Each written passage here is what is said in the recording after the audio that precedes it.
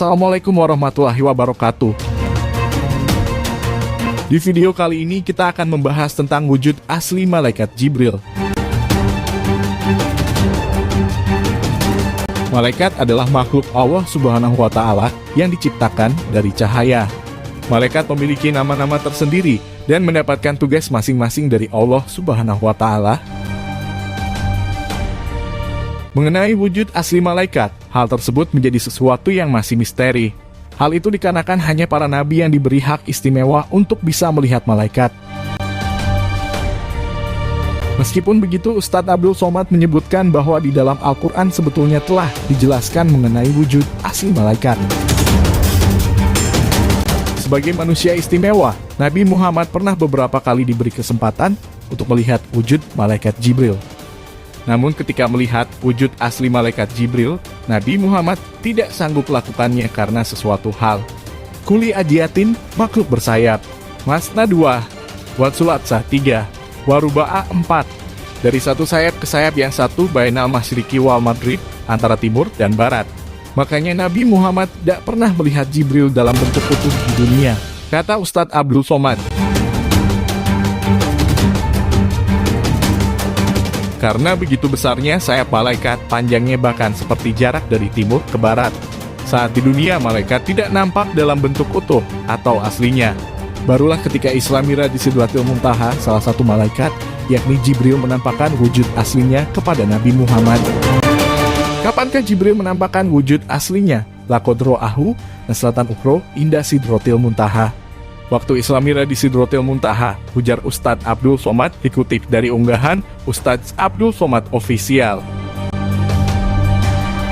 Kenapa waktu di dunia tak nampak dalam bentuk utuh? Andaikan malaikat itu dalam bentuk utuh, bentuk fisik, bertulang, berdaging, dan berkulit, tidak akan muat dunia ini hanya untuk Jibril alaihi salam. Maka dari itu Allah Subhanahu wa Ta'ala menunjukkan Jibril dalam bentuk cahaya. Karena cahaya tidak mengambil tempat.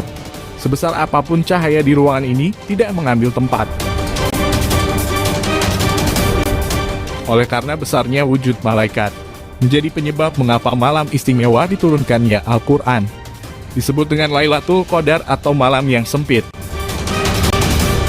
Berdasarkan sebuah hadis, Ustadz Abdul Somad menjelaskan bahwa hal tersebut dikarenakan di malam Lailatul Qadar turun para malaikat sehingga menyebabkan bumi menjadi sempit lantaran wujud mereka sendiri yang begitu besarnya. Selain itu, tanda-tanda dari datangnya Lailatul Qadar adalah jika pagi harinya matahari bersinar redup. Sinar matahari kalah dengan begitu banyaknya sinar malaikat yang turun sehingga menyebabkannya menjadi redup. Nabi Muhammad SAW menjadi manusia yang beruntung karena bisa melihat langsung wujud asli malaikat Jibril. Tidak ada nabi dan rasul lainnya yang diperlihatkan wujud asli dari pemimpin malaikat ini. Sementara pada pertemuan lainnya, malaikat Jibril selalu datang dalam wujud manusia biasa. Dan sesungguhnya Muhammad telah melihat Jibril itu dalam rupanya yang asli pada waktu yang lain. Peristiwa pertama saat Nabi bertemu malaikat Jibril terjadi pada saat turunnya wahyu yang kedua, yakni Al-Quran Surat Al-Mudaththir ayat 1-5. Pada saat itu, usia Nabi genap 40 tahun.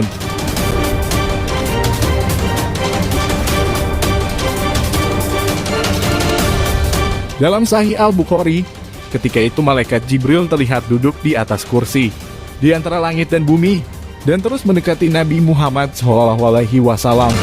Dalam kitab Tafsir Shawi, halaman 176 jilid 4, dijelaskan bahwa Nabi Muhammad melihat malaikat Jibril menampakkan dirinya untuk pertama kali, yang tingginya telah ada di ufuk melewati batas penglihatan. Maka bertanya Rasulullah, "Wahai Jibril, aku tidak mengira bahwa Allah menciptakan makhluk yang sangat besar seperti bentukmu ini."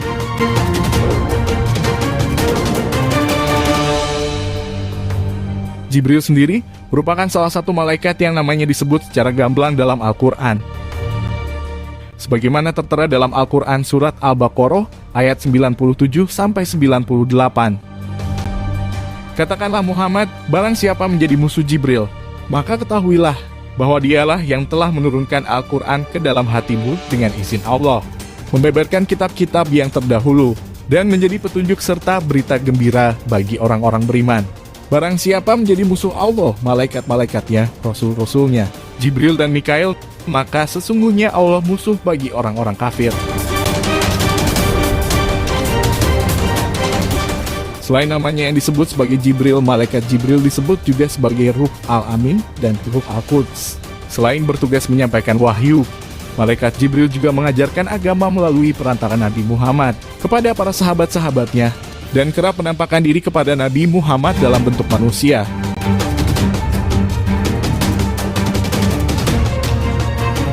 Disebutkan bahwa Rasulullah Shallallahu Alaihi Wasallam pernah melihat malaikat Jibril dalam bentuk asli sebanyak 2 kali. Riwayat yang menyebutkan pengalaman Nabi ini bisa dipercaya. Antara lain yang diriwayatkan oleh istri beliau, yaitu Aisyah. Aisyah bertanya kepada Rasulullah perihal firman Allah dalam surat At-Takwir ayat ke-23, yang berbunyi, "Dan sungguh dia Muhammad telah melihatnya di ufuk yang terang."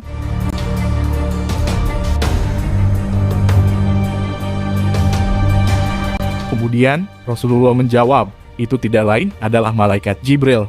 Saya melihatnya dalam bentuk yang diciptakan Allah, kecuali dalam 2 kesempatan itu."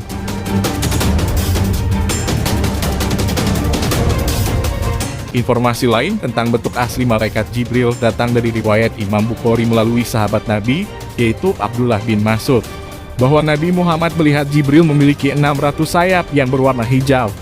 Dalam riwayat Imam Ahmad terdapat tambahan penjelasan Ibnu Mas'ud yang menyatakan bahwa setiap sayap bisa menutupi ufuk, dan berjatuhan dari sayapnya berupa untaian mutiara yang beraneka warna.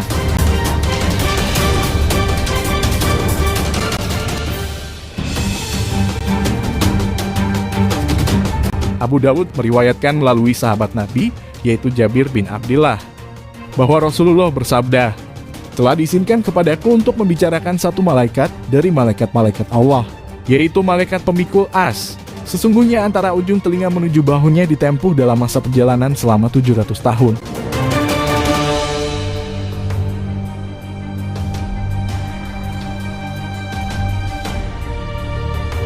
Semoga pembahasan video kali ini dapat memberi kita pengetahuan tentang malaikat Allah Subhanahu wa Ta'ala. Dan semoga dapat memberi wawasan bahwa beriman kepada malaikat merupakan salah satu rukun iman dalam Islam.